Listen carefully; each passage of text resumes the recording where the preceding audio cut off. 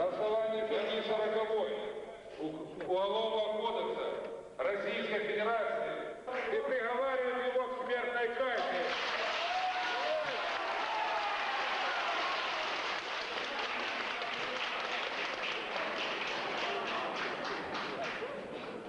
Чикатило, по приговору суда вы приговорены к смертной казни.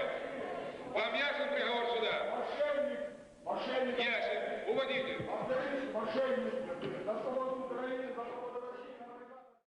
Oh là là là là là là là là là là. Aujourd'hui, on se retrouve pour ce serial murder numéro 17. Alors là, je suis vraiment super content parce que j'ai pu le terminer hier. C'est long, ça va être très long. Cette vidéo va être très longue, je pense. Je viens de m'installer, comme vous avez pu le voir. Oula, c'est quoi ce copier-coller affreux? Bon, on va essayer de se débrouiller, on verra bien. Alors aujourd'hui, on se retrouve pour ce serial murder numéro 17. Comme vous savez, on parlait d'Alexander Pichushkin, le maniaque de Bitsa. Voilà. Excusez-moi, je viens d'exploser le micro parce qu'en fait, ce mec me dégoûte. C'est vraiment un malade. Je crois que c'est l'un des pires tueurs en série qui ait pu exister dans le monde. Link the Sun a fait son top 20 serial killer. Hein, tout le monde l'a vu, je pense, parce que c'est le point culture, t'es obligé de le voir. Et il l'a mis 19ème sur 20, alors c'est pas faux, c'est vrai que Pichushkin est affreux, mais c'est pas le pire tueur en série de Russie. Vous verrez sur ma chaîne, il y en a eu un bien pire que j'ai déjà présenté. Et alors Alexander Pichushkin, qu'est-ce qu'on peut dire sur lui? Je pense qu'on va passer un petit peu de temps derrière cette vidéo, on est posé, on est au KLM mon gars, on va se poser tranquille, on a le temps. On n'est pas pressé, voilà, c'est tranquille. Alors qu'est-ce qu'on peut dire sur lui? C'est un tueur en série russe qui a tué approximativement plus de 60 personnes. Voilà, quand même. Et qui a commencé à l'âge de 18 ans. Ah oui, quand même. Pour finalement être arrêté 14 ans plus tard, il est surnommé le tueur à l'échiquier, vous comprendrez pourquoi. Tous ces meurtres ont été réalisés dans un parc, oula, excusez-moi, ça vient de remonter. Le parc de Bitsa, je suis désolé, je ne supprimerai pas ce moment, j'ai pas envie. Qui se situe au sud-ouest de Moscou. Alors, certains matins, quand je me réveillais, j'avais envie de tuer. C'est comme cela qu'il a simplement expliqué au psychiatre comment il en est arrivé à tuer une personne par mois en moyenne pendant 5 ans. Lors de ses aveux diffusés à la télévision russe, il s'est lui-même imputé de 63 meurtres, ce qui ferait de lui tout simplement le plus grand tueur en série de l'histoire de la Russie. Il habitait dans un immeuble construit en barre de béton et attirait ses victimes en leur proposant d'aller boire un coup sur la tombe de son chien. Une fois sa proie affaiblie par la vodka, il lui défonçait le crâne à coups de marteau. C'était des meurtres extrêmement sadiques. Quand tu vois comment il refait les reconstitutions devant les enquêteurs, ça fait vraiment très froid dans le dos. Je vous jure que c'est vrai. Alors, vous voyez, il leur proposait d'aller boire un coup justement sur la tombe de son chien. Oui, sympa hein, le rencard. Et une fois sa proie affaiblie par la vodka, il lui défonçait le crâne à coups de marteau. Et chez lui, dans le petit 2 pièces qu'il partageait avec sa mère, sa sœur, son beau-frère et leurs enfants, la police a retrouvé un échiquier dessiné sur une feuille de papier. Pour chacun de ses meurtres, il avait coché une case et voulait toutes les remplir. Alors il est né le 9 avril 1974 dans une autre banlieue de Moscou. Alexander Pichushkin aurait été traumatisé toute son enfance. Il n'a que 9 mois quand son père abandonne la famille pour une autre femme. Il est élevé par sa mère et son grand-père auquel il s'attache comme à une bouée. Il ne va pas lâcher son grand-père, c'est d'ailleurs lui qui va lui apprendre à jouer aux échecs. Mais le grand-père va se remarier lui aussi, quitter la famille et oublier son petit-fils. À 4 ans, il aura un accident de balançoire qui serait peut-être une cause essentielle de ses troubles. Il passe une semaine à l'hôpital pour un traumatisme crânien et aura des problèmes de langage par la suite. Effectivement, à l'école, il confondait certaines lettres, il écrivait très mal et devra être rédigé vers un centre éducatif spécialisé. Hormis cela, sa mère ne se souvient de rien d'anormal. Il était pionnier dans une organisation soviétique. une organisation aussi de jeunesse communiste où étaient enrôlés la plupart des enfants à l'époque, et il aimait surtout faire du vélo. Il était timide et solitaire, c'était un enfant très solitaire comme à peu près tous les tueurs en série, mais il avait une passion pour les échecs. Il confondait le son che et le son se. C'est ce pourquoi sa mère l'inscrivit dans un internat avec rééducation par des orthophonistes. À 13 ans, Alexander réclame une mobilette que d'autres adolescents lui voleront. Ça montre juste en fait qu'à cette époque-là, il était tout à fait tranquille et ne ripostait pas. À mon avis, il avait déjà quelques problèmes quand même dans sa tête à cette période-là, à 13 ans, mais c'est après, je pense que vous allez comprendre à mon avis à quel moment tout a dérapé dans sa tête. Alors oui, à ce moment-là, il est tranquille, il riposte pas. Sa famille dira d'ailleurs qu'il ne faisait pas le hooligan, puisque en Russie, quand tu fais le voyou, généralement quand t'es dangereux, on dit que tu fais le hooligan. Qu'il aimait se montrer et faire le beau. Il était sportif également et avait toujours l'air soigné. Après l'école, il apprend le métier de charpentier. Plutôt beau garçon d'ailleurs, il a tout le succès possible avec les filles. Mais sa mère le soupçonne pourtant d'être aussi attiré par les garçons, car un jour elle avait trouvé un mot tendre que lui avait destiné un autre jeune homme. Voilà, bon, il fait ce qu'il veut, après tout, c'est lui qui veut, s'il veut être attiré par les garçons, il fait ce qu'il veut, j'ai rien contre ça. Et à mon avis, par contre, il était peut-être plutôt hétérosexuel, je sais pas, mais il cherchait surtout l'amitié d'hommes plus âgés, et même une forte amitié, même un peu plus que de l'amitié, sans doute pour compenser l'absence de son père. À l'âge du service militaire, voilà, on en arrive à l'un des moments clés de son existence. Il ne veut pas partir à l'armée et préfère se laisser interner dans un hôpital psychiatrique. Il va en ressortir différent. Il alternera désormais des phases sportives où il se fera des muscles en béton et des phases de zapoi, une immersion pendant plusieurs jours dans l'alcool. C'est une pratique assez courante et assez connue en Russie. C'est à ce moment-là, en 1992, à l'âge de 18 ans, qu'Alexander aurait commis son premier meurtre. Selon le parquet de Moscou, sa première victime aurait été un ancien camarade de classe qu'il avait attiré dans le parc de Bitsa pour le faire boire et l'assommer. Il sera déterminé bien plus tard lors de son procès qu'il avait en réalité étouffé le jeune homme. C'était Oleg Oditchuk. J'ai du mal à prononcer, je vous écrirai le nom parce que vraiment c'est inconcevable qu'il y ait des noms russes qui peuvent s'écrire comme ça, quoi. Je sais pas comment on peut kiffer mettre 2 i dans un même nom. Enfin bref. Il avait ensuite jeté son cadavre dans un puits, ça c'est vraiment pas marrant, puisque le corps n'a jamais été retrouvé. Et Pichuskin, vous savez ce qu'il va dire, ce gros malade ? Alors ce qui me choque déjà, c'est qu'il a 18 ans. Alors oui, certains tueurs en série commettent des meurtres très tôt, même sans être majeurs. Même à 14 ans, on peut voir ça pour le cas de certains tueurs américains qui tuent à 14 ans pour la première fois. Mais là, en fait, il a 18 ans, et moi-même qui ai 18 ans à l'heure actuelle, au moment où je vous parle, je pense pas que je serais capable, en fait, de tuer, d'étouffer et de jeter dans un puits une personne. Voilà, je pense, c'est inconcevable, je pourrais pas, même si on me proposait des milliards d'euros, même si on me dirait tu seras jamais arrêté, tu vas gagner 1 milliard d'euros, je ne pourrais pas le faire. Mais lui, qu'est-ce qu'il va dire, ce gros taré ? Le premier meurtre, c'est comme un premier amour, il ne s'oublie jamais. Bon, si tu veux. Il déclare 14 ans plus tard, il déclare ça même 14 ans plus tard, c'est pour vous dire le type qui a encore des souvenirs très poussés de son meurtre, à une audience de son procès. Après ce premier meurtre, il réalise qu'il a encore des pulsions meurtrières. À ce moment-là, le pays est traversé par de violentes convulsions dues à l'effondrement de l'URSS. De plus, on évoque le procès d'Andrei Chikatilo, le tueur en série le plus sanguinaire qu'ait connu le pays. Pichuskin est fasciné par ce Chikatilo qui semble vraiment totalement dérangé lui aussi. Même Chikatilo, c'est le pire tueur en série de la Russie, cannibale, pédophile, vampire, etc. qui montrait ses parties génitales lors de son procès. Enfin bref, Pichuskin lui va rapidement se fasciner et va recommencer à ce moment-là à faire de la musculation et à se préparer pour d'autres meurtres. Il repassera à l'acte 9 ans plus tard en 2001 car il avait été effrayé de la première enquête concernant son premier meurtre. Son premier meurtre de 1992. À l'époque de ces meurtres en série, c'est-à-dire entre 2001 et 2006, c'est la période pour laquelle il va commettre l'ensemble de ses meurtres, sur une période de 5 ans. Il demeure à Moscou chez sa mère près du parc de Bitsa. Il travaille alors comme manutentionnaire dans un supermarché de la rue où il habite.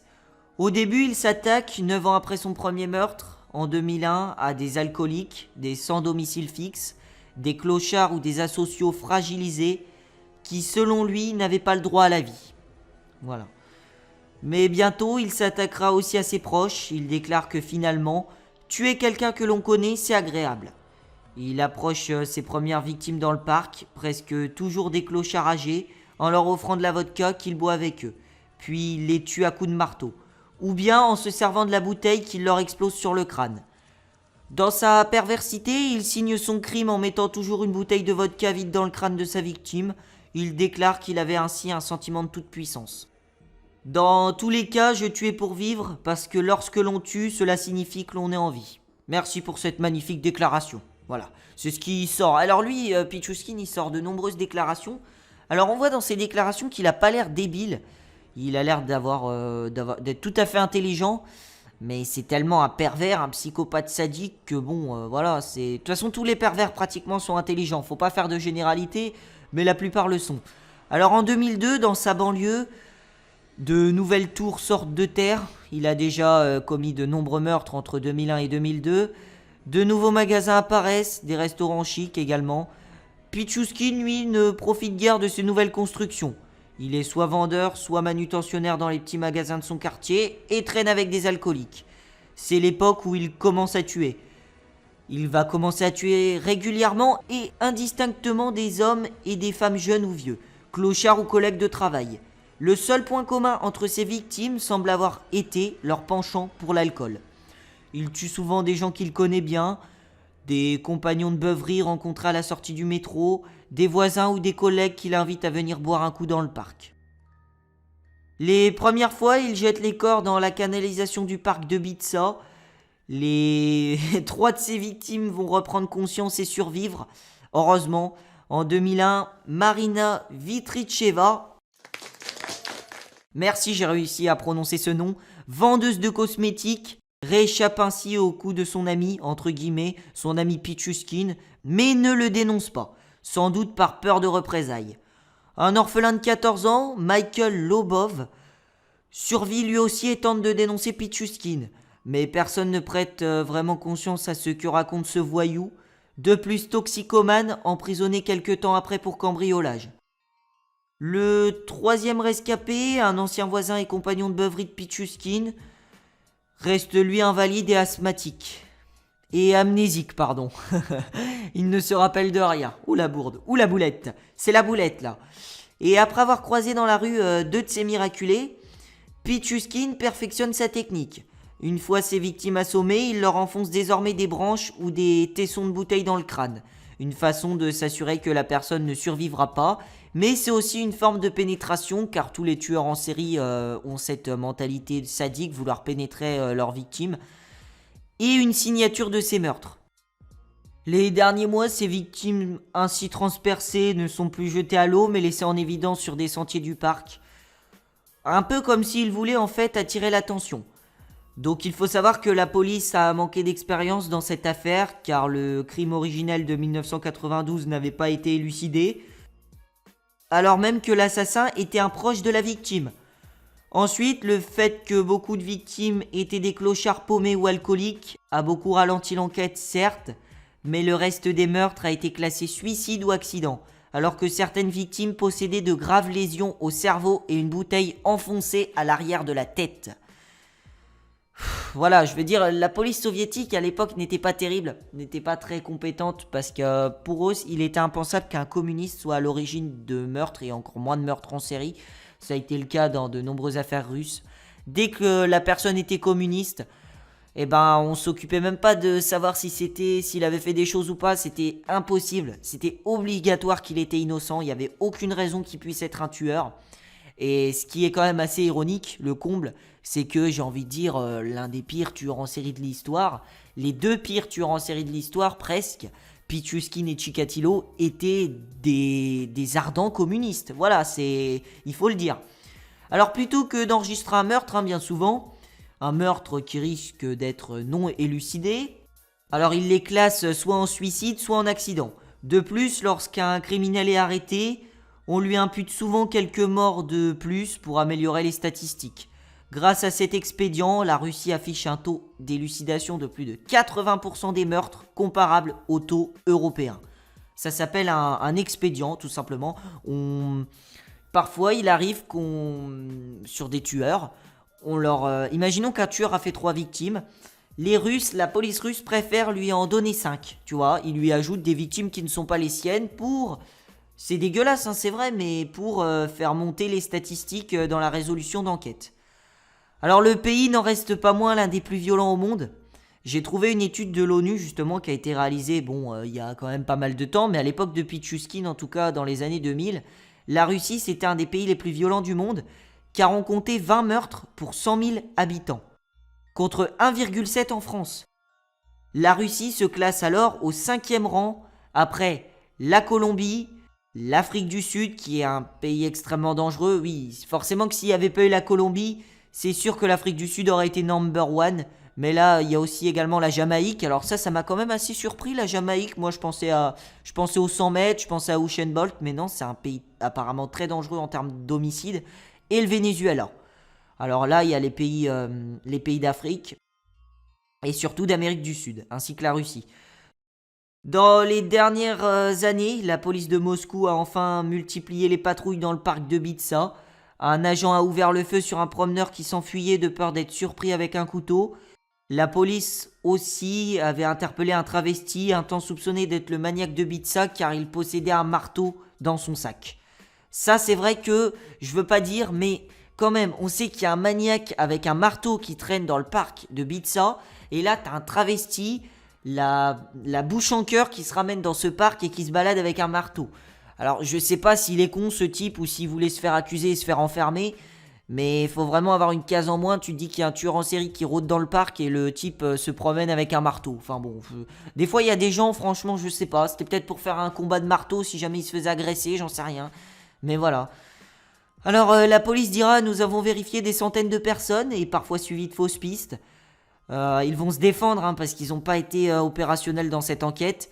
Nous avons rencontré une quantité phénoménale de malades et d'alcooliques, des gens sans alibi, agressifs, bagarreurs, enclins à la brutalité. Marina Moskaliova, c'est, je pense, la seule victime qui a un nom prononçable. Elle avait 36 ans, c'est la dernière victime d'Alexander Pichouskine, c'est sa toute dernière victime. Lorsque son corps est retrouvé en juin 2006, elle a été tuée en fait le 14 juin 2006 précisément, dans le parc de Bitsa. La police découvre sur elle un ticket de métro, le corps est sauvagement tué, a été sauvagement mutilé, c'est des blessures affreuses, tué au marteau quoi. Et l'heure de la localisation également de l'entrée de ce ticket de métro. La police prend connaissance des informations. Sur les films des caméras de surveillance, la police découvre également que la jeune femme sans méfiance, quelques heures avant sa mort, était accompagnée d'un homme qui se révéla être un collègue de travail, puisque Pichouskine aime s'en prendre à des proches. C'est tellement plus amusant. Enfin voilà, moi franchement, s'en prendre à des proches, voilà, entre le Serial Murder 16 où les types tuaient leurs amis et le Serial Murder 17 où le type tue ses collègues de travail, c'est... Il y a des gens, on se rend compte vraiment, enfin moi je me rends compte en m'intéressant aux affaires criminelles que le monde n'est pas si rose que ça et qu'il y a vraiment des gens dérangés. Je tiens quand même à souligner, parce que c'est pas parce que je les présente que je suis d'accord avec eux, non. Je les présente parce que j'ai envie de les présenter, ça reste quand même intéressant. C'est aussi pour la culture générale, il y en a qui disent que c'est de la culture, une certaine forme de culture générale de côté de tout ça, les méthodes d'enquête, etc. Moi je connais plus les tueurs en série et tout. Mais voilà, c'est vrai que tu te rends compte à quel point le monde, le monde est stone, voilà. Avant de rejoindre Pichouskine, elle avait noté son numéro de téléphone sur une note pour son fils, à l'intention de son fils, ce qui permettra à la police de retrouver Pichouskine. En tout cas, la police retrouvera le numéro et ensuite, tu cherches dans l'annuaire et forcément tu trouves le nom et etc. Le nom et la personne à qui correspond le numéro. Il sera arrêté le 16 juin 2006, 2 jours après son dernier meurtre, et inculpé le 24 octobre de 49 meurtres et de 3 tentatives d'assassinat. Le résultat des expertises est prêt en juin 2007, à la suite de quoi il est accusé le 13 août au tribunal municipal de Moscou. Vous allez comprendre pourquoi je viens de lâcher ce petit rire nerveux. Pendant 6 semaines, 98 témoins et 41 personnes en lien avec une des victimes sont écoutées par le tribunal.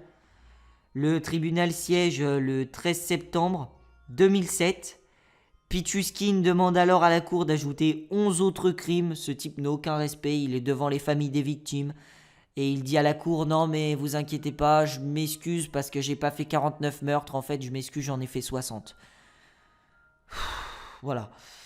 Donc après avoir justement s'être imputé de 60 meurtres, comme j'ai dit au début de la vidéo, le procès s'ouvre en octobre 2007, le véritable procès. Il va être placé, comme dans tous les jugements russes, dans une cage, afin d'être protégé du reste de l'assemblée. Parce qu'en Russie, on sait que les familles des victimes, c'est des tarés. Hein. C'est amenez-le nous, on va le fumer, on va le tuer. Le lendemain, soit le 30 octobre 2007, il déclare au tribunal qu'il ne regrette aucun de ses crimes. Écoutez bien, je vais vous lire sa phrase. C'est bizarre, mais d'un côté, c'est une phrase assez réfléchie. Écoutez, vous allez voir.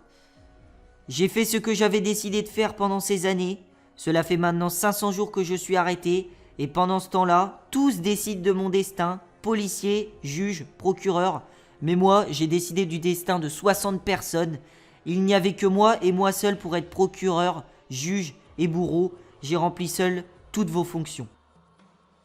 Comme il est courant chez les tueurs en série, il faut dire aussi Alexander Pichushkin était avide de reconnaissance et suivait attentivement le récit de ses crimes, notamment dans la presse.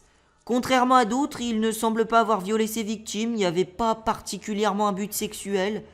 J'ai l'impression, Pichushkin, qu'il n'était pas plus attiré par le sexe que ça. Moi, j'aimerais bien ne pas être attiré par le sexe. Bon, je suis pas un gros sexe à pile, hein, mais voilà. Pichushkin, lui, c'était vraiment pas. Hein, il était vraiment en aucun cas attiré par le sexe. Tuer suffisait à assouvir ses pulsions. Il avait simplement des pulsions de meurtre. C'est assez étrange chez un tueur. D'habitude, on sait qu'il y a des motivations sexuelles. Lui, non, c'était juste des motivations peut-être sadiques, des motivations de meurtre. Il a lui-même confié, lorsqu'il ne tuait pas pendant un long moment, cela le minait. En revanche, lorsqu'il tuait, il se sentait pousser des ailes, il courait dans la forêt, se sentait une grande force en lui. Les psychiatres l'ont déclaré responsable de ses actes après ses révélations, et donc apte à être jugé. Après son arrestation, Pichushkin avoua qu'il avait l'intention de tuer au moins 64 personnes, comme les cases du jeu d'échecs. Il comptait ses victimes à qui un numéro était attribué à chaque case. Plus tard, il confesse qu'il ne se serait jamais arrêté, qu'il en aurait tué le plus possible si la police n'en était pas venue à bout. Il a été finalement condamné le 24 octobre 2007 à la réclusion criminelle à perpétuité et ne pourra bénéficier d'une libération conditionnelle qu'après 25 années de détention. Alors j'imagine pas le carnage quand même si ce mec peut sortir. Sachant qu'il a été condamné en 2007, on va faire un petit calcul rapidement. Hein. Je suis quand même assez bon en maths, moi. 25 ans, en 2032, il pourrait être libéré, mais je pense pas. Je pense que sa condamnation va être prolongée à vie. Enfin, en tout cas, il pourrait pas être libéré, mais il pourrait bénéficier éventuellement d'une possibilité de libération conditionnelle. Et vous savez que s'il est libéré, de toute façon, il continuera de tuer. Donc, je pense pas que la Russie sont sadomaso à ce point de le laisser sortir. Voilà, c'était Youx pour cet épisode Serial Murder numéro 17, qui est assez long encore une fois. C'était le but. Je sais pas ce qui m'arrive en ce moment, je suis de plus en plus à l'aise sur le commentary.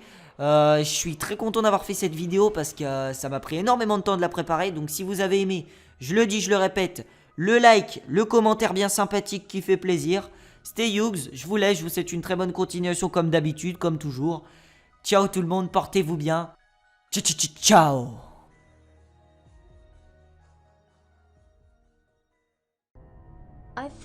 Je pense qu'il a tué autant de personnes car il aimait tout simplement tuer. Pichushkin est un tueur en série assez étonnant. C'est un vrai chasseur. Sa seule motivation était de tuer. Il n'avait pas d'autre mobile, malgré ce qu'on pouvait penser.